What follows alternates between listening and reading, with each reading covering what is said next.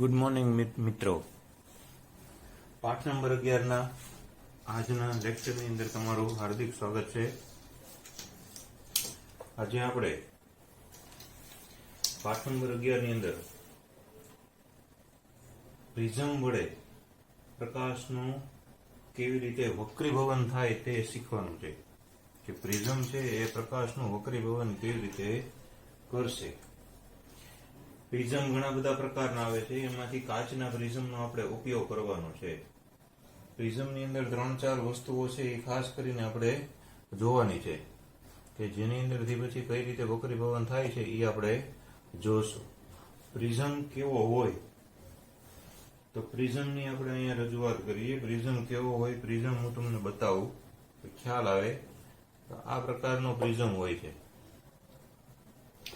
પ્રિઝમને આમ જોઈએ આપણે તો આ 1, પછી આ 2, આ 3 સપાટી છે એ પ્રિઝમની લંબચોરસ આકારની અથવા ચોરસ આકારની હોય છે, અને પ્રિઝમની 2 સપાટી આ બાજુની અને આ બાજુની 2 ત્રિકોણ આકારની હોય છે. બરોબર. હવે આ પ્રિઝમ છે એને કઈ રીતે આપણે ગોઠવશું તો એનાથી પ્રતિબિંબ પડશે. તો પ્રિઝમને, કાચનો જે પ્રિઝમ આવે એ પ્રિઝમને આપણે એની ત્રિકોણાકાર સપાટી એનો પાયો બને એ રીતે એને મૂકવાની હોય છે. ત્રિકોણાકાર સપાટી પાયો બને એ રીતે ગોઠવાની હોય. ત્રિકોણાકાર 2 સપાટી હોય, એક આ બાજુની અને આ બાજુની. કાં તો આમ પાયો બને અથવા તો એમ ન બનાવવો હોય તો આમ પાયો બને. એટલે 2 માંથી કોઈ પણ એક ત્રિકોણાકાર સપાટીને આવી રીતે તમે ડ્રોઈંગ પેપર ઉપર મૂકો એટલે ઈ પ્રિઝમનો પાયો બની જાય. હવે આ પ્રિઝમ છે એની અંદરથી કઈ રીતે આપણે પ્રયોગ કરવાનો, તો તમારી જે ટેક્સ્ટ બુક છે એની અંદર પ્રવૃત્તિ 11.1 આપેલી છે એ આપણે અત્યારે પ્રયોગ રૂપે અહીંયા આગળ લઈએ છીએ. બરાબર કે કાચના પ્રિઝમમાંથી થતા પ્રકાશના કિરણનો વક્રીભવન આકૃતિ સહ સમજાવો. એટલે આપણે કાચના પ્રિઝમનું વક્રીભવન છે એ અત્યારે આકૃતિની મદદથી સમજાવીએ છીએ. તો ફૂટપટ્ટી લેવાની, પેન્સિલ લેવાની અને સરસ મજાની આકૃતિ છે એ આપણે પહેલા દોરવાની.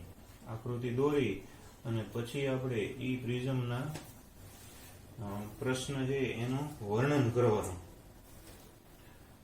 તો પેલું શું કરવાનું તો કે એક ડ્રોઈંગ પેપર લેવાનો. ધારો કે આ ડ્રોઈંગ પેપર છે અને ડ્રોઈંગ પેપરની ઉપર ડ્રોઈંગ બોર્ડ મૂકી અને એક સફેદ કાગળ છે એને ડ્રોઈંગ પિન છે એની મદદથી લગાડી દેવાનો. એના ઉપર આ કાચનો પ્રિઝમ આપણે મૂકવાનો. કાચનો પ્રિઝમ મૂકવાનો, એની ત્રિકોણાકાર સપાટી પાયો બને એ રીતે આપણે મૂકી દેવાનો. પેન્સિલ વડે એની કિનારી અંકિત કરવાની. એટલે પેન્સિલથી આવી રીતે આમ ચારેય કોર આપણે પ્રિઝમ છે એ દોરી લેવાનો. આમ કરીને આમ દોરી લ્યો એટલે એનાથી ત્રિકોણ બને. બરાબર, ત્રિકોણ બને એવી રીતે કરી નાખવાનું. ત્યાર પછી પ્રિઝમની કોઈ એક વક્ર સપાટી એની સાથે કોઈ ખૂણો બને એવી એક રેખા દોરવાની. બરોબર, અહીંથી અહીંયા આગળ આમ એક ત્રાસી રેખા આમ દોરવાની આપણે. બરાબર. ત્યાર પછી બીજું કે આકૃતિ છે એમાં હમણાં આપણે આકૃતિ આવશે એની અંદર બતાવ્યા મુજબ પીઈ છે આ જે રેખા દોરી આપણે, બરોબર, એની ઉપર 2 ટાંકણી ઊભી ખોસવાની. બરોબર. ત્યાર પછી ટાંકણી જ્યાં ખોસી એ ટાંકણી છે એનું પ્રિઝમની બીજી બાજુ એટલે આ બાજુથી જેમ આપણે કાચના લંબઘનમાં જોયું તો એવી રીતે એનું પ્રતિબિંબ છે એ જોવાનું. એટલે એ પ્રતિબિંબ છે આ બંને ટાંકણીનું બંને પ્રતિબિંબ છે એ આપણને સીધી રેખાની અંદર દેખાય. બરોબર, એવી રીતે આપણે એ દોરવાનું. બરાબર. તો હવે આપણે જોઈ લઈએ કેવી રીતે. પછી એ પ્રિઝમ છે એને આપણે હટાવી લેવાનું આવે છે. ટાંકણીને હટાવી લેવાની આવે છે. પ્રતિબિંબ કેવું થાય, કેવી આકૃતિ થાય એ આપણે જોઈએ. તો ધારો કે આપણે એ પ્રિઝમ છે એની ઉપર આપણે મોટો પ્રિઝમ એક લીધો અને આવી રીતે એની સપાટી અંકિત કરી એટલે આપણને ધારો કે આવી રીતનો ત્રિકોણ મળે છે. બરોબર. હવે આ જે ત્રિકોણ મળે એ ત્રિકોણને આપણે પહેલા નામ આપી દેવાનું. બરોબર, એને આપણે નામ આપી દેવાનું ત્રિકોણ ABC. આ નામ આપી દીધું. નામ આપી અને પછી આપણે પહેલું એની અંદરથી એક કિરણ છે એ આપાત કરવાનું છે. હમણાં આપણે વાત કરીએ એમ તો એ અહીંથી ઈ કિરણ છે એને આપણે સીધે સીધું આ પ્રિઝમ ઉપર અહીંયા આગળ આમ આપાત કરવાનું આવે છે, આમ સીધું અહીંયા. એટલે અહીંયા આગળ તમે પ્રિઝમ ઉપર કિરણ આપાત કર્યું એની ઉપર બે ટાંકણી રાખવાની. હવે આપણે ટાંકણીની વાત કરી. એક ટાંકણી અહીંયા રાખો, ટાંકણીનું નામ પી આપ્યું હતું. એક ટાંકણી છે અહીંયા રાખો, એ ટાંકણીનું નામ ક્યુ આપ્યું હતું. એટલે પી ક્યુ એ બે ટાંકણીઓ થઈ ગઈ. જે બિંદુ અહીંયા છેદે છે એ બિંદુનું નામ થઈ ગયું ઈ. એટલે એ બી છે એને ઈ બિંદુએ ઈ બંને છેદે છે. એટલે આ કિરણનું નામ થઈ ગયું પી ઈ કિરણ થઈ ગયું. ઓકે, હવે પ્રિઝમની અંદર, તો પ્રિઝમની અંદર એ જ્યારે કિરણ જાય બરોબર ત્યારે એનું વક્રીભવન થાય. કારણ કે અહીંયા આગળ હવાનું માધ્યમ છે, આ પ્રિઝમ છે એ કાચનું માધ્યમ છે. એટલે પાતળા માધ્યમમાંથી ઘટ્ટ માધ્યમમાં પ્રકાશનું કિરણ ગયું. એટલે પાતળા માધ્યમમાંથી ઘટ્ટ માધ્યમમાં જાય એટલે એ આવી રીતે આમ વક્રીભવન એનું થઈ જાય છે. એટલે આવી રીતે આપણને વક્રીભૂત કિરણ છે એ મળે છે બરોબર.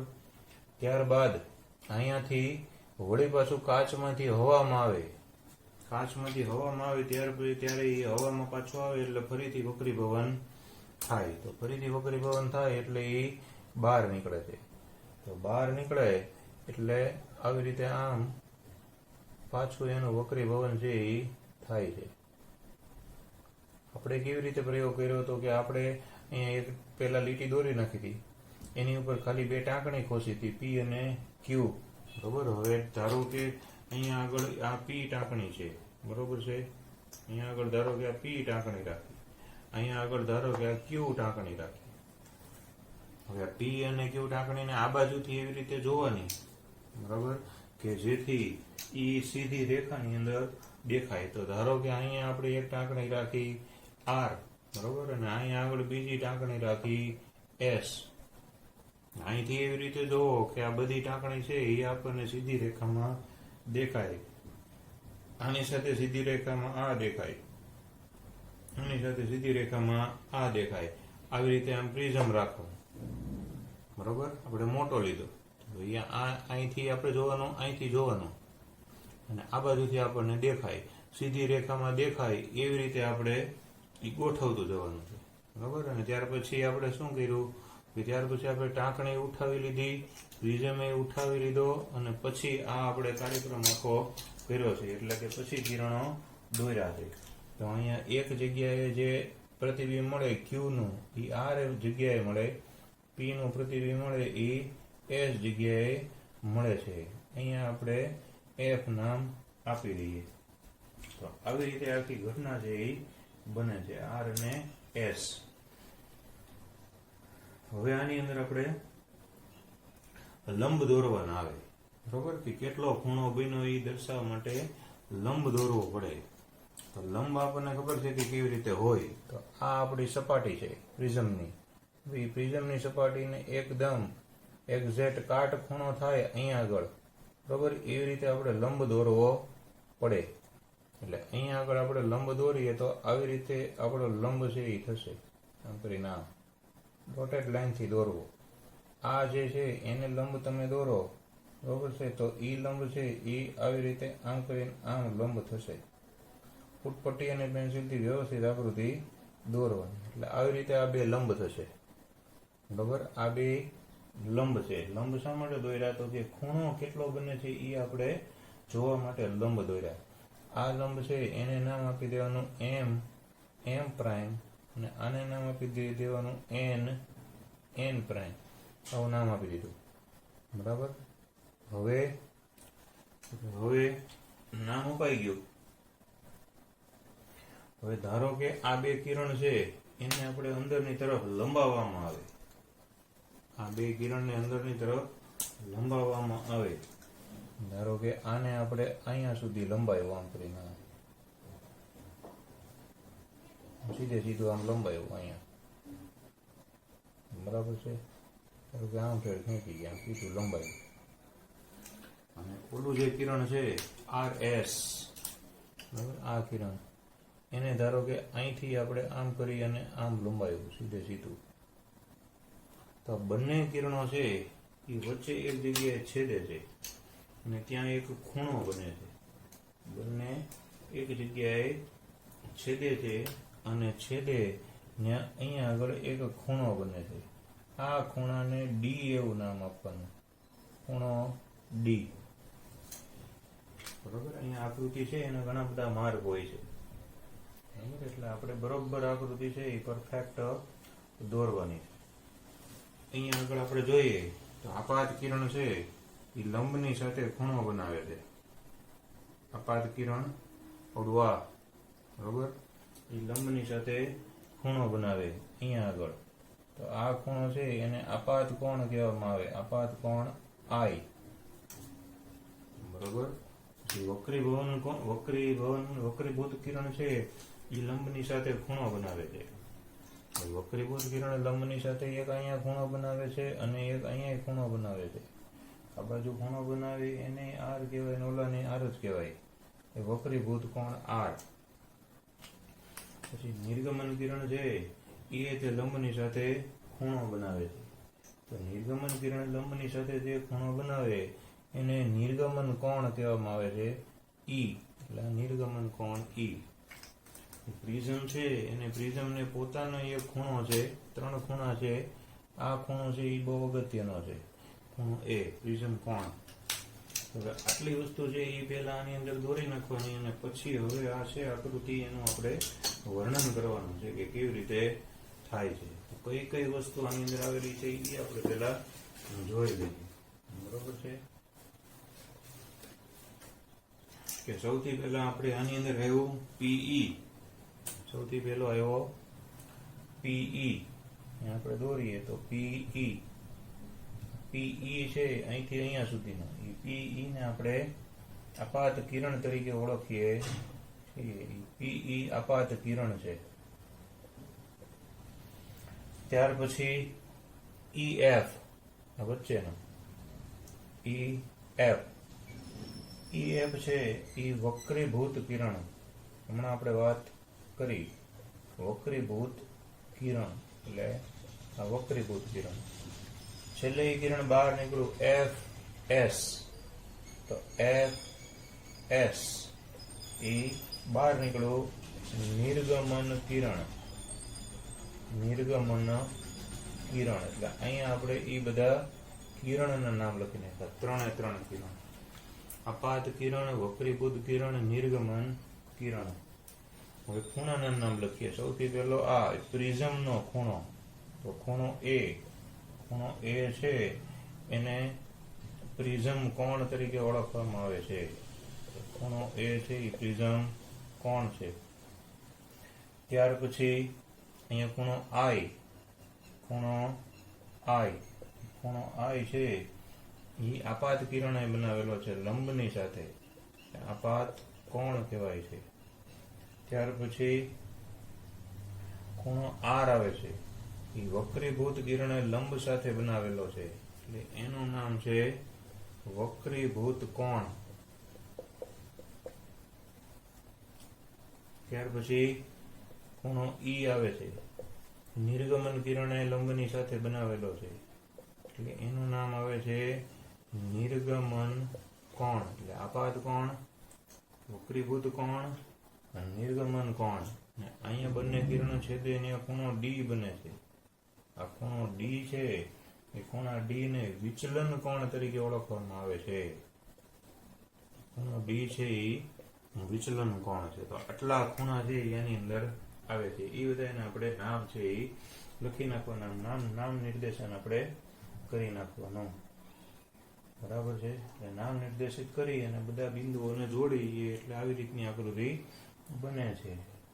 એટલે પ્રિઝમની બંને વક્રીભૂત સપાટી છે એ આપાત કોણ અને વક્રીભૂત કોણ છે એને આપણે સરખાવવાની. આપણને જોવા શું મળે એ અવલોકનની અંદર લખવાનું કે 2 વાર વક્રીભવન પામે છે. એક એ બી સપાટી ઉપર એક વાર ઈ બિંદુ પાસેથી વક્રીભવન પામે છે અને એ સી સપાટી પાસેથી એફ બિંદુ પાસેથી વક્રીભવન પામે છે. એટલે 2 વખત પ્રકાશના કિરણનું વક્રીભવન થાય છે.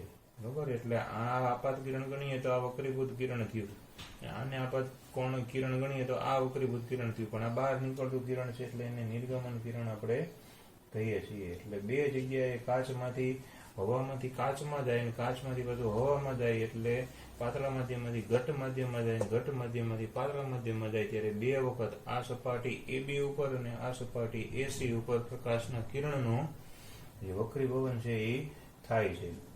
એક વખત લંબથી નજીક આવે છે, પાતળા માધ્યમમાંથી ઘટ માધ્યમમાં જાય ત્યારે આ કિરણ છે એ લંબની નજીક આવે છે અને ઘટમાંથી પાતળામાં જાય ત્યારે લંબથી દૂર જાય છે. જેવી રીતે કાચના લંબઘનની અંદર જે રીતે વક્રીભવન થયું હતું એ જ રીતે પ્રકાશના કિરણનું વક્રીભવન છે એ કાચના પ્રિઝમની અંદર થાય છે. બરોબર. અને વિચલન કોણ છે એને ખાસ યાદ રાખવાનું. બરોબર કે વિચલન કોણ કેવી રીતે બન્યો. તો બંને આપાત કિરણ અને નિર્ગમન કિરણને લંબાવતા એ જે બિંદુ પાસે છેદે, બરોબર, એ બિંદુ છે એને જી બિંદુ કહેવામાં આવે છે. છેદે એ બિંદુનું નામ આપણે પાડીએ જી. ખૂણો બને એનું નામ પાડ્યું ડી. એ ડી ખૂણો છે એને વિચલન કોણ તરીકે ઓળખવામાં આવે છે. બરોબર. તો પ્રિઝમની અંદર જે પ્રકાશનું કિરણ પસાર થાય છે ત્યારે એનું વિચલન છે એ શૂન્ય મળતું નથી. આવું આપણે પ્રવૃત્તિ 11.1 છે એની અંદર લખવાનું. પ્રશ્ન એક એમાંથી એ પૂછે, નાનો એવો પ્રશ્ન કે પ્રિઝમ કોણ એટલે શું? આ પ્રિઝમ કોણ કોને કહેવામાં આવે છે? તો પ્રિઝમની બે પાસ પાસેની પાર્શ્વીય બાજુઓ છે. આ પાસ પાસેની બે પાર્શ્વીય બાજુઓ એની વચ્ચેનો જે ખૂણો છે એ ખૂણાને પ્રિઝમ કોણ કહેવામાં આવે છે. બરાબર. હવે આ જે પ્રિઝમ છે એ આપણે જે લીધો એ સમબાજુ ત્રિકોણ છે. બે સમબાજુ ત્રિકોણ હોય એટલે ત્રણેય બાજુના માપ સરખા હોય, ત્રણેય ખૂણા છે એ 60-60 અંશના હોય. એટલે આપણે આવી રીતે ઉભો રાખ્યો એટલે આ બાજુનું જે કોણ છે ખૂણો, બે પાર્શ્વીય બાજુ વચ્ચેનો ખૂણો, એ બધા ખૂણાને શું કહેવાય? પ્રિઝમ કોણ કહેવામાં આવે છે. પાર્શ્વીય બાજુ વચ્ચેના ખૂણો. કાચનો પ્રિઝમ છે એને કેટલી બાજુઓ હોય છે એવું આપણને પૂછે. બરોબર છે. તો 5 બાજુ હોય હમણાં આપણે બતાવી. 3 લંબચોરસ બાજુ અને 2 ત્રિકોણાકાર બાજુ, એટલે ટોટલ એની અંદર 5 બાજુઓ હોય છે.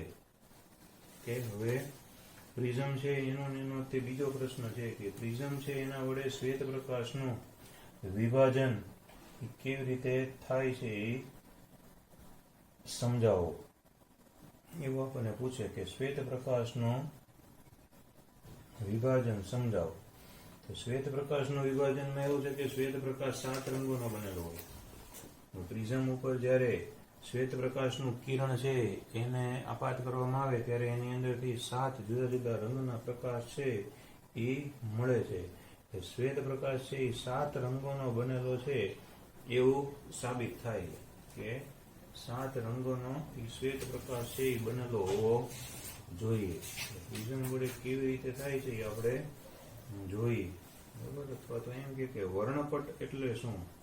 બરોબર. શબ્દ આવે છે, શબ્દ એક શીખી જવાનો છે. વર્ણપટ. કે વર્ણપટ્ટ કોને કહેવામાં આવે છે? વર્ણપટ્ટ.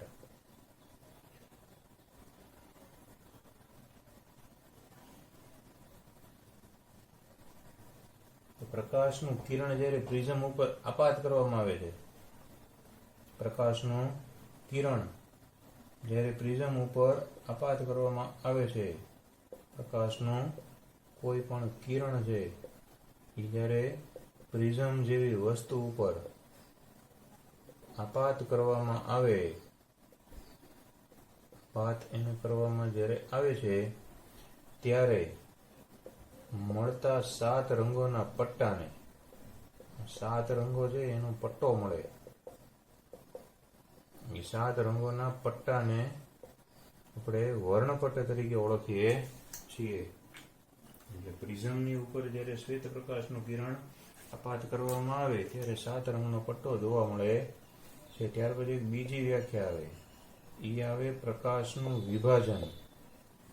પ્રકાશનું વિભાજન. એ વિભાજન કોને કહેવામાં આવે? ફરીથી આના જેવી જ અહીંયા આગળ 7 રંગોનો પટ્ટો આવ્યો. બરોબર. જે શ્વેત પ્રકાશનું પ્રિઝમ ઉપર આપણે આપાત કરીએ છીએ શ્વેત પ્રકાશ, એટલે અહીંયા આપણે શ્વેત પ્રકાશ છે એને જ્યારે પ્રિઝમ ઉપર આપાત કરીએ ત્યારે એ શ્વેત પ્રકાશનું તેના ઘટક રંગોમાં વિભાજન થઈ જાય છે. શ્વેત પ્રકાશનું તેના ઘટક રંગોમાં વિભાજિત થવાની ઘટના, શ્વેત પ્રકાશનું તેના ઘટક રંગોમાં વિભાજિત જે થવાની જે ઘટના છે એ ઘટનાને પ્રકાશનું વિભાજન કહેવામાં આવે છે. એટલે પ્રિઝમ છે એની અંદર શ્વેત પ્રકાશ છે એનું વિભાજન થાય છે. તો શ્વેત પ્રકાશનું વિભાજન કેવી રીતે થાય અને કેટલા રંગોમાં થાય આપણે એ જોઈ લઈએ, એટલે આપણને ખ્યાલ આવે કે ભાઈ શ્વેત પ્રકાશ છે એનું કેવી રીતે કેટલા રંગોની અંદર વિભાજિત થાય છે અને આપણને વર્ણપટ્ટ મળે છે. તો આવી રીતે ધારો કે કોઈ પણ એક પ્રિઝમ હોય, કાચનો પ્રિઝમ આવી રીતે હોય અને કાચના પ્રિઝમને આપણે આવી રીતે ગોઠવી અને આપણે એની ઉપર શ્વેત પ્રકાશ છે એનું કિરણ આપાત કર્યું. આપણે જે કિરણ આપાત કરીએ એ કિરણ છે એને શ્વેત પ્રકાશનું કિરણ જ હંમેશા આપાત કરવાનું. એટલે શ્વેત પ્રકાશનું કિરણ આપાત કર્યું, જેવું એ પ્રિઝમની અંદર જાય એવું એની અંદરથી 7 રંગ છે એનો વર્ણપટ્ટ જુદો પડે. 7 રંગ છે એ વિભાજિત થાય એટલે કેવી રીતે થાય આપણે જોઈ. બરાબર, આવી રીતે આમ સૌથી ઉપર છે એ લાલ રંગ હોય છે અને આમ કરી અને આમ એની અંદરથી વર્ણપટ્ટ છે એ જુદો પડે છે. આવી રીતે એની અંદરથી શ્વેત પ્રકાશ માંથી લાલ રંગ અને સૌથી નીચે છે એ આ વાદળી રંગ, એ આવી રીતે વર્ણપટ્ટ છે એ જોવા મળે છે. જાંબલી રંગથી શરૂ કરી અને લાલ રંગ સુધી, આપણે ગુજરાતીમાં એને જાની વાલી પીનારા તરીકે ઓળખતા હતા. એટલે અહીંયા સૌથી નીચે જાંબલી રંગ હોય છે, સૌથી ઉપર લાલ રંગ હોય છે. જાની વાલી પીનારાની અંદર રા એટલે અથવા તો લા એટલે લાલ રંગ છે એ થાય છે. એટલે લાલ રંગ છે એ સૌથી ઉપરની બાજુએ અને જાંબલી રંગ છે એ સૌથી નીચેની બાજુએ આપણને જોવા મળે છે. આને શ્વેત પ્રકાશનું વિભાજન કહેવામાં આવે છે. બરાબર, આપણે નાનપણની અંદર એવું શીખી ગયા હોય કે નીચેથી શરૂ કરી અને ઉપર સુધી જઈએ તો આવી રીતે જાની વાલી પીનારા આવી રીતે આવે. આ સૌથી નીચે આવે જાંબલી, અહીં નીચેથી ઉપર સુધી આપણે ઊંધું લખી નાખ્યું, અહીંયા ચત્તું લખીએ. બરાબર છે, આમ જા પછી ની પછી વા ના અને રા લાલ અને જાંબલી, નીલો, વાદળી, લીલો, પીળો, નારંગી અને રાતો, આટલા રંગ છે એનો આપણને પટ્ટો જોવા મળે છે. પટ્ટાને આપણે વર્ણપટ્ટ અથવા સ્પેક્ટ્રમ તરીકે ઓળખવામાં આવે છે. તો આવી રીતે શ્વેત પ્રકાશ છે એનું વિભાજન 7 રંગોના પટ્ટાની અંદર આ ઉપર ઘણી જગ્યાએ આ જોયું હોય. બરાબર, હીરો છે એ ચળકાટ ધરાવતો હોય તેની અંદર આ ઘટના બનતી હોય. સીડી આપણે જોઈ હોય, સીડી. બરાબર, એ સીડીને આમ કરીએ તો સીડીની અંદર જે આપણને અલગ અલગ કલર છે એ દેખાય છે, તો એ તે આ ઘટના બને છે. પછી મેઘધનુષ્ય જોયું હોય તો મેઘધનુષ્ય કુદરતી રીતે આ ઘટના છે એની અંદર બને છે. ત્યાર પછી કોઈ એવા લોગો જોયા હોય આપણે, એની અંદર શ્વેત પ્રકાશનું આવી રીતે વિભાજન થઈને 7 રંગોનો પટ્ટો જોવા મળે છે. બોર્ડની માર્કશીટ આવશે એમાં તે બતકનું જે લોગો હોય એ આમ ત્રાસો કરીએ એટલે આપણને આવી રંગની ઘટના જોવા મળે. ફૂટપટ્ટી એવી આવે પ્લાસ્ટિકની કે આમ કરીએ એટલે એની અંદર આ ઘટના જોવા મળે. ઘણી જગ્યાએ પ્રકાશના વિભાજનની ઘટના આપણને જોવા મળે છે. અહીંયા 2 રંગ છે, એક લાલ છે એ સૌથી ઉપર છે અને જાંબલી સૌથી નીચે છે. હવે અહીંયા 2 વસ્તુ જોવાની છે લાલ અને જાંબલી માટે. કઈ વસ્તુ જોવાની છે તો વિચલન અને વેગ. 2 વસ્તુ, વિચલન અને વેગ. તો આ જે લાલ છે ઈ અને જે જાંબલી છે ઈ, લાલ અને જાંબલી આ 2 ની અંદર ઈ જોવાનું છે. એક જોવાનું છે વિચલન. વિચલન એટલે એનો વળાંક કોનું વિચલન સૌથી વધારે થાય છે અને કોનો વેગ સૌથી વધારે હોય છે. તો લાલ રંગ છે એનું વિચલન ઓછું થાય છે. લાલ રંગ છે એનું વિચલન છે એ સૌથી ઓછું થાય છે. એ વળાંક વળતો નથી એટલે એનો વેગ છે એ સૌથી વધુ હોય છે. જ્યારે જાંબલી રંગમાં ઊંધું છે કે જાંબલી રંગ છે એનું વિચલન છે એ સૌથી વધુ છે અને વિચલન વધુ હોય એટલે એનો વેગ છે એ ઓછો હોય. આપણે રસ્તા ઉપર એવું થાય, જે રસ્તો સ્ટ્રેટ ફોરવર્ડ હોય એમના નેશનલ હાઈવે જેવો, ત્યાં વિચલન ઓછું કહેવાય. કેમ તો કે સીધો જ હોય, તો ત્યાં આપણે વેગ વધુ રાખી શકીએ. વાંકો ચૂકો રસ્તો આવ્યો હોય, બરોબર, સાપુતારાના પ્રવાસ જેવો, તો વિચલન છે એ વધુ હોય. વિચલન વધુ હોય એટલે ત્યાં વેગ આપણે ઓછો રાખવો પડે. એટલે જેમ વિચલન ઓછું તેમ વેગ વધુ, જેમ વિચલન વધુ એમ વેગ ઓછો. તો લાલ રંગ છે એનો વેગ વધુ છે, વિચલન ઓછું છે. જાંબલી રંગ છે એનું વિચલન વધુ, વેગ ઓછો. બોર્ડની પરીક્ષાની અંદર 2 વખત MCQ ની અંદર આ પ્રશ્ન છે એ પૂછાઈ ગયો છે. અને ત્યારે પછી આપણે લખતી વખતે વિચલન અનુભવીએ, બરોબર. એટલે યાદ રાખી લેવાનું હાઈવેનું ઉદાહરણ કે સ્ટ્રેટ ફોરવર્ડ રસ્તો હોય એ કોનો છે? લાલ રંગનો. લાલ રંગ છે એ વેગ વધુ, જાંબલી રંગ છે વિચલન વધુ એટલે તેનો વેગ ઓછો. હવે અહીંયા આગળ આજે પ્રિઝમથી આપણે 7 પ્રકાશનું વિભાજન કર્યું અને વર્ણપટ્ટ મેળવ્યો, બરોબર. તો સાબિત એવું થયું કે ભાઈ શ્વેત પ્રકાશ 7 રંગોનો બનેલો છે. વૈજ્ઞાનિકો છે એ 7 રંગોનો કેવી રીતે બનેલો છે એ સમજાવવા માટે પ્રયોગો કર્યા વગર માને નહીં, બરોબર. સૂર્યનો શ્વેત પ્રકાશ 7 રંગોનો બનેલો છે એ દર્શાવવા માટે ન્યૂટને એક પ્રયોગ કર્યો. આપણને એમ થાય કે ન્યૂટન છે એ ગતિના ને એના બધામાં તે પાઠમાં આવે, તો ન્યૂટન અહીંયા ક્યાં આવ્યો? તો ન્યૂટન છે એ આ પાઠની અંદર એ પહોંચી ગયો છે. અને ન્યૂટને એવું કીધું કે ભાઈ શ્વેત પ્રકાશ 7 રંગોનો બનેલો છે, અને પાછું એને એમ કીધું કે 7 રંગને જો ભેગા કરવામાં આવે તો પાછો શ્વેત પ્રકાશ મેળવી શકાય છે. આવું કીધું.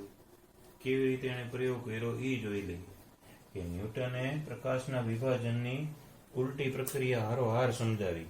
એણે એમ કીધું કે આવી રીતે 2 પ્રિઝમ લીધા, એને પ્રયોગ કરી અને સમજાવ્યું. તો આવી રીતે કાચના 2 પ્રિઝમ લીધા. બંને પ્રિઝમ છે એને એકબીજાથી ઊંધા ગોઠવો, બરોબર. આવી રીતે 2 પ્રિઝમ લઈ અને બંને પ્રિઝમને એકબીજાથી ઉલટા આવી રીતે ગોઠવવામાં આવ્યો. આવી રીતે ઊંધા એકબીજાથી ગોઠવી દીધા. હવે શું કર્યું? હવે એ પ્રિઝમે એક શ્વેત પ્રકાશ છે એનું કિરણ આ પ્રિઝમની ઉપર આપાત કર્યું. અહીંયા આગળ આમ કરીને શ્વેત પ્રકાશ છે એનું કિરણ પ્રિઝમ ઉપર આપાત કર્યું. આ શ્વેત પ્રકાશનું કિરણ પ્રિઝમ ઉપર આપાત કર્યું એટલે હમણાં આપણે જોયું એમ કે શ્વેત પ્રકાશનું વિભાજન થયું, બરોબર. શ્વેત પ્રકાશનું વિભાજન થાય એટલે અહીંયા આગળ લાલ રંગ આવે એનું વિભાજન થયું. લાલ રંગ છે એ સીધું અહીંયાથી વર્ણપટ આની ઉપર પડ્યો એટલે અહીંયા આગળ આવ્યો, અને અહીંથી પાછો બીજો પ્રિઝમ મૂક્યો એટલે આમ ગયું, અને અહીંથી આગળ વધે છે, બરાબર. એટલે આ છે એ લાલ રંગ આપણે અત્યારે દોર્યો, બરાબર. અહીંયા નીચે જાંબલી રંગ આવ્યો. જાંબલી રંગ એની જેમ જ તે વિચલન અનુભવે. એટલે જાંબલી રંગ અહીંયા આગળ, પછી અહીંથી બીજો પ્રિઝમ આવ્યો એટલે આમ, અને ત્યાંથી પાછું ઈ આમ કરી અને આમ. એટલે આવી રીતે વર્ણપટ્ટ છે એ પડદા ઉપર ન પડ્યો પણ બીજા પ્રિઝમ ઉપર પડ્યો. બીજા પ્રિઝમ ઉપર આવી રીતે ઘટના બની એટલે અહીંથી પાછા 7 રંગ ભેગા થઈ અને જે પ્રકાશનું કિરણપુંજ બહાર પડ્યું એ પાછો પ્રકાશ કેવો હતો? તો કે શ્વેત પ્રકાશ હતો. કેવો હતો? શ્વેત પ્રકાશ. તો આની મદદથી એવું જાણવા મળ્યું, બરોબર, કે શ્વેત પ્રકાશ છે એ 7 રંગોનો બનેલો છે. અહીંયા આગળ એક આમ મસ્ત મજાનો પડદો રાખવામાં આવ્યો, અને પડદો રાખવામાં આવ્યો તો પડદા ઉપર પાછો શ્વેત પ્રકાશ મળી ગયો. એટલે પ્રકાશનું વિભાજન છે એ અહીંયા આગળ વિભાજન થયું, બરોબર, અને અહીંયા આગળ એનું પુનઃ સંયોજન થયું. એક પ્રિઝમ છે એ અહીંયા આગળ છે એને શું કર્યું કે ઈ પ્રિઝમ છે એને પ્રકાશનું વિભાજન કર્યું, પ્રકાશનું વિભાજનની ઘટના કરી અને એ વિભાજિત થયેલો પ્રકાશ છે એનો બીજો પ્રિઝમ ઊંધો રાખ્યો હતો, એટલે બીજા પ્રિઝમમાં એનું શું થયું તો કે બધા ભેગા થઈ ગયા એટલે પાછું પુનઃ સંયોજન થયું. આ જે પ્રયોગ છે એની મદદથી એવું થયું કે શ્વેત પ્રકાશ છે એ 7 રંગોનો બનેલો છે અને સાથે 7 રંગોને જો પાછા ભેગા કરવામાં આવે તો એની મદદથી પાછો શ્વેત પ્રકાશ છે એ મેળવી શકાય છે. એટલે આવી માહિતી છે એ ન્યૂટન ભાઈએ આપી. બરાબર, એટલે આપણને પ્રશ્ન પૂછે કે 2 પ્રિઝમનો ઉપયોગ કરી અને ન્યૂટને કેવી રીતે સૂર્યનો શ્વેત પ્રકાશ 7 રંગોનો બનેલો છે એ સાબિત કર્યું. આપણે આ પ્રશ્નનો આવી આકૃતિ દોરી અને આપણે જવાબ આપી દેવાનો કે ભાઈ એક પ્રિઝમ વડે શ્વેત પ્રકાશનું વિભાજન 7 રંગોમાં થાય છે અને એ સાથે 7 રંગો છે એનું બીજા પ્રિઝમ વડે પુનઃ સંયોજન થાય છે અને પુનઃ સંયોજન થાય એટલે ફરીથી એની અંદરથી શ્વેત પ્રકાશ છે એ પાછો મળે છે. આથી સાબિત થયું કે ભાઈ શ્વેત પ્રકાશ છે એ 7 રંગોનો બનેલો હોય છે. સાથે 7 રંગને ભેગા કરવામાં આવે તો પાછો શ્વેત પ્રકાશ છે એ મેળવી શકાય છે. તો આવી રીતે ઘટના છે એ આખી શ્વેત પ્રકાશના વિભાજનની આપણે સમજાવવાની. બરાબર, હવે આની ઉપર આધારિત કેટલીક કુદરતી ઘટનાઓ આવે છે. તે કુદરતી ઘટનાઓ છે એ આપણે સમજાવી દઈએ. ટૂંક નોંધ લખો મેઘધનુષ્ય, એવું આપણને પૂછે કે મેઘધનુષ્ય ઉપર નોંધ લખો અથવા પ્રાકૃતિક વર્ણપટ્ટ તરીકે મેઘધનુષ્ય સમજાવો એવું પૂછે. પ્રાકૃતિક વર્ણપટ્ટ તરીકે મેઘધનુષ્યને આપણને પૂછે ત્યારે આપણે મેઘધનુષ્ય છે એની પહેલા એક મસ્ત આકૃતિ દોરી નાખવાની, પછી આપણે એનું વર્ણન કરવાનું. બરોબર, તો અહીં આપણે પહેલા એની આકૃતિ દોરીએ છીએ. ધારો કે અહીંયા આગળ આ છે એ કોઈ પાણીનું ટીપું છે. બરોબર, મોટી આકૃતિ દોરીએ વ્યવસ્થિત. તમારે ફૂટપટ્ટી, પેન્સિલ, પરિકર એ બધું લઈ અને તમારે આકૃતિ છે એ દોરવાની.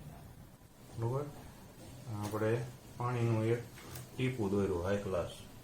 બરાબર, પાણીનું ટીપું દોરી અને હવે એની અંદરથી આપણે સૂર્યપ્રકાશનું કિરણ છે એ શ્વેત પ્રકાશ અપાત કરશું. તો શ્વેત પ્રકાશ છે એ આવી રીતે પાણીના ટીપાની અંદર પ્રવેશે છે.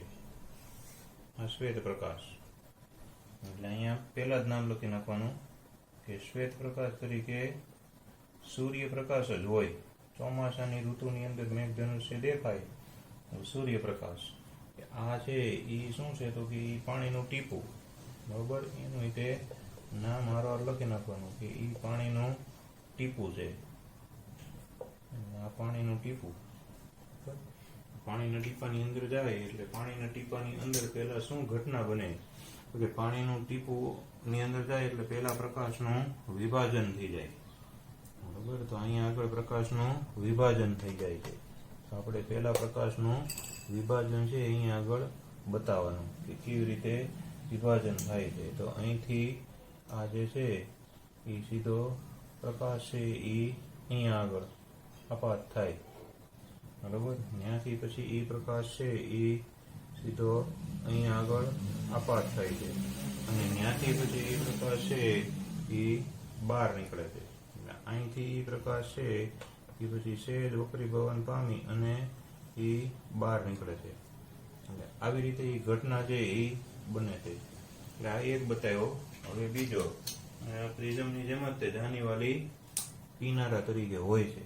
તો જાનીવાલી કિનારા તરીકે હોય તો અહીંથી આગળ આમ કરીને એ પ્રકાશનું કિરણ છે એનો જાંબલી રંગ એ તે બહાર આવે છે. એટલે જાંબલી રંગ છે એ તે અહીંયા આગળ પડે છે.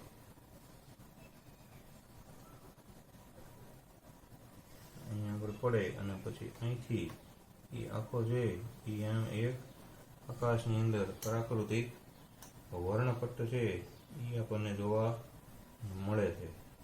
તો આવી રીતની ઘટના છે એ પ્રિઝમની અંદર જોવા મળે. પ્રિઝમ શું પાણીના ટીપાની અંદર આવી ઘટના જોવા મળે છે. ચોમાસાની ઋતુની અંદર જોવા મળે. અહીંયા અગત્યની ઘટના કઈ છે એ આપણે સમજી લઈએ. અગત્યની ઘટના અહીંયા આગળ 3 છે. એ ન લખ્યો હોય તો આપણને માર્ક ન મળે. બરોબર. અહીંયા આગળ હવા છે, આ પાણીનું ટીપું છે, અહીંયા પછી બધે હવા છે.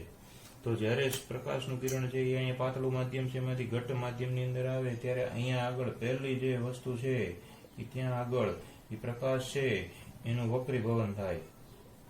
અહીંયા આગળ શું થાય છે? પ્રકાશનું વક્રીભવન. અંદર ગયું અને 7 રંગની અંદર પ્રકાશ વિભાજન પામ્યો તો અહીંયા આગળ જે ઘટના બની એ પ્રકાશનું વિભાજન, પ્રકાશનું વિભાજનની ઘટના છે એ બની છે. ત્યાર પછી અહીંથી પ્રકાશ છે રિટર્ન આવ્યો તો ત્યાં આગળ એ જે પ્રકાશ છે એનું આંતરિક પરાવર્તન, એની જે ઘટના બની અંદર ને અંદર એનું પરાવર્તન થયું એટલે એ આંતરિક પરાવર્તનની ઘટના બની. અને અહીંયા પાણીના ટીપામાંથી પ્રકાશ બહાર આવ્યો તો આપણને ખબર છે ઘટ્ટ માધ્યમમાંથી પાતળા માધ્યમમાં આવે એટલે અહીંયા આગળ તે ફરીથી પ્રકાશના કિરણનું વક્રીભવન થયું. એટલે 3 ઘટના બને છે આની અંદર. 2 વાર વક્રીભવન બને છે, એકવાર પ્રકાશનું વિભાજન ને એકવાર આંતરિક પરાવર્તન. આટલી ઘટના બને ત્યારે અહીંયા આગળ આપણને 7 રંગનો પટ્ટો મેઘધનુષ્ય એટલે કે વર્ણપટ્ટ છે એ જોવા મળે છે. બરાબર છે. આવી રીતે શ્વેત પ્રકાશ છે એનું વર્ણપટ્ટ છે એ આપણને જોઈ શકીએ છીએ. અવલોકનકાર જો અહીંયા સમક્ષિતિજ રેખા ઉપર હોય તો 2 કિરણ છે એ અહીંયા ભેગા થઈ જાય. બરોબર. એવી રીતે પણ જોવા મળે છે. બરોબર. એટલે જયારે 42.8 ડિગ્રીના અંશે જો અવલોકનકાર ઉભો હોય તો આ 2 કિરણ છે એ આવી રીતે ભેગા થઈ ગયેલા જોવા મળે છે. પણ અવકાશની અંદર તો આપણને વર્ણપટ્ટ તરીકે જ દેખાય છે. અવકાશની અંદર આપણને આખો 7 રંગ છે એનો પટ્ટો છે એ જ જોવા મળે છે. એટલે આવી રીતે પણ આપણે આકૃતિ છે એ દોરી શકીએ છીએ. બરાબર. હવે આની અંદર લખવાનું શું એ આપણે જોઈ લઈએ. મેઘધનુષ્યની ટૂંક નોંધ છે એ બોર્ડની પરીક્ષાની અંદર 4-5 વખત પૂછાઈ ગયેલી છે. એટલે એકદમ સુપર ડુપર હિટ પ્રશ્ન છે.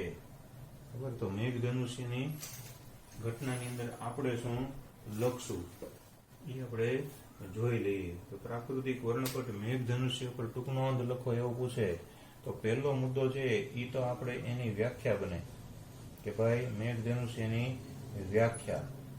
બરોબર. તો વરસાદી ઋતુમાં વરસાદ બાદ આકાશમાં દેખાતા પ્રાકૃતિક વર્ણપટને મેઘધનુષ્ય કહે છે. આ પહેલું. બરોબર. કે મેઘધનુષ્ય ગમે ત્યારે ન દેખાય, મેઘધનુષ્ય વરસાદી ઋતુમાં દેખાય. એટલે વરસાદી ઋતુમાં આકાશમાં જોવા મળતા પ્રાકૃતિક વર્ણપટને, આકાશમાં જોવા મળતા પ્રાકૃતિક વર્ણપટ્ટને ત્યારે મેઘધનુષ્ય કહેવામાં આવે છે. રેઇનબો એવું કે ઇંગ્લિશમાં. વરસાદી ઋતુમાં આકાશમાં જોવા મળતા પ્રાકૃતિક વર્ણપટ્ટને મેઘધનુષ્ય કહેવામાં આવે છે. બીજો મુદ્દો છે એ મેઘધનુષ્ય શા માટે જોવા મળ્યું એનું કારણ લખવાનું. જો આ બધા યાદ રાખવાના મુદ્દા છે. વ્યાખ્યા, પછી કારણ, પછી ત્રીજો મુદ્દો છે એ કઈ દિશામાં જોવા મળે, અને ચોથો મુદ્દો છે કે એની અંદર કઈ કઈ ઘટનાઓ ભાગ ભજવે. આવી રીતે યાદ રાખીએ એટલે આપણને ટૂંકનો યાદ રાખવાનું એકદમ સહેલું પડી જાય. વ્યાખ્યા લખી. હવે કારણ. તો કારણમાં શું લખવાનું? તો કે વાતાવરણમાં રહેલા પાણીના સૂક્ષ્મ ટીપા, પાણીનું ટીપું, તો વાતાવરણમાં રહેલા પાણીના સૂક્ષ્મ ટીપા એના દ્વારા થતા પ્રકાશના વિભાજનને કારણે રચાય છે. બરાબર. શું લખવાનું? તો કે વાતાવરણ છે એ વાતાવરણમાં રહેલા પાણીના સૂક્ષ્મ ટીપા દ્વારા, પાણીના એકદમ સૂક્ષ્મ ટીપા વાતાવરણમાં હોય એ સૂક્ષ્મ ટીપા છે એના દ્વારા થતા પ્રકાશના વિભાજનને કારણે જોવા મળે છે. પ્રકાશના વિભાજનને કારણે. કેમ? તો કે પાણીનું ટીપું છે એ પાણીનું ટીપું પ્રિઝમ તરીકે વર્તે છે. પાણીનું ટીપું એ પ્રિઝમ તરીકે વર્તે છે અને પ્રિઝમ તરીકે વર્તે એટલે એ પ્રકાશનું વિભાજન કરે એટલે આપણને વર્ણપટ્ટ જોવા મળે. ત્યાર પછી દિશા. તો દિશા છે એ હંમેશા સૂર્યની વિરુદ્ધ દિશામાં જોવા મળે છે. ખાસ યાદ રાખવાનું, સૂર્યની વિરુદ્ધ દિશામાં. શા માટે? તો કે સૂર્ય જે દિશામાં હોય એ દિશામાં ક્યારેય જોવા મળે નહીં. એટલે કાં સવારે જોવા મળે કાં સાંજે જોવા મળે. સવારે સૂર્ય પૂર્વમાં હોય તો મેઘધનુષ્ય પશ્ચિમમાં હોય, અને સાંજે સૂર્ય પશ્ચિમમાં હોય તો મેઘધનુષ્ય પૂર્વમાં હોય. એટલે કાં સવારે જોવા મળે ને કાં સાંજે જોવા મળે. કાંઈ બપોરે કોઈ દિવસ મેઘધનુષ્ય જોવા મળે નહીં. એટલે યાદ રાખવાનું, બરોબર, કે કાં સવારે જોવા મળે અથવા તો સાંજે જોવા મળે છે. બપોરે કોઈ દિવસ દેખાતું નથી. સૂર્યની વિરુદ્ધ દિશામાં જોવા મળે છે. ઘટનાઓ કઈ કઈ અંદર ભાગ ભજવે છે, એટલે ઘટનાઓ જોવાની, બરોબર. તો જ્યારે પ્રકાશનું કિરણ અહીંથી તે આપણને જોવા મળે, બરોબર. ઘટનાઓ છે આપણે યાદ રાખવાની જરૂર નથી, આકૃતિ ઉપરથી ખબર પડી જાય. અહીંયા આપણે ઘટના બધી લખી જ છે. જ્યારે પ્રકાશનું, સૂર્યપ્રકાશનું શ્વેત કિરણ છે પાણીના ટીપામાં દાખલ થાય ત્યારે તેનું વક્રીભવન થાય છે.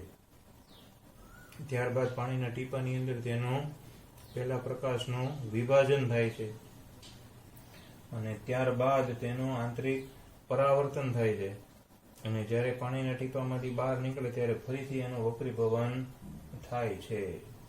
આની ઉપરથી જ લખવાનું કે સૂર્યપ્રકાશનું કિરણ પાણીના ટીપામાં દાખલ થાય ત્યારે તેનું વક્રીભવન થાય છે. પાણીના ટીપામાં પ્રવેશતાની સાથે જ તેનું વિભાજન થાય છે. ત્યારબાદ આંતરિક પરાવર્તન, અને ત્યારબાદ તેનું વક્રીભવન થઈ અને પછી 7 રંગનો પટ્ટો છે એ આપણને અવલોકનકાર સુધી પહોંચે છે. તો ઘટનાનું એક જ વાક્ય છે આની અંદરથી આપણે લખવાનું. એટલે મેઘધનુષ્યની ટુકડીની અંદર 4 મુદ્દા યાદ રાખવાના. પહેલો મુદ્દો એની વ્યાખ્યા, કે વરસાદી ઋતુમાં આકાશમાં જોવા મળતા પ્રાકૃતિક વર્ણપટને મેઘધનુષ્ય કહેવાય.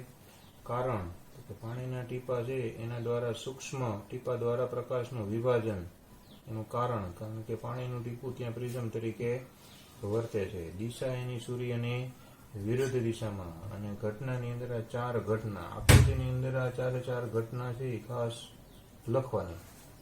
આકૃતિની અંદર મેઇન વસ્તુ છે એ એનું જે વૈજ્ઞાનિક કારણ હોય, વૈજ્ઞાનિક કારણ છે અગત્યનું હોય. તો એ વૈજ્ઞાનિક કારણ છે આ બધા વૈજ્ઞાનિક કારણ છે.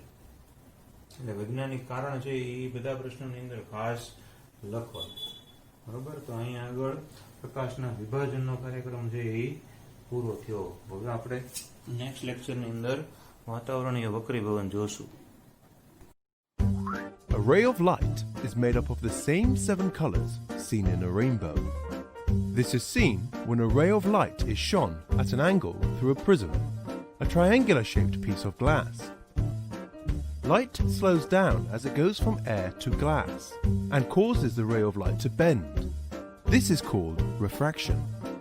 Each color in a ray is bent at a different angle, allowing 7 colors to be seen. The red light gets bent the least, while the violet light bends the most. Sunlight, therefore, is key to the science of rainbows. Light travels more slowly through water than air, so that raindrops act as prisms, bending, separating, and reflecting the light that shines through them. We can see a rainbow because the separated light is reflected toward our eyes.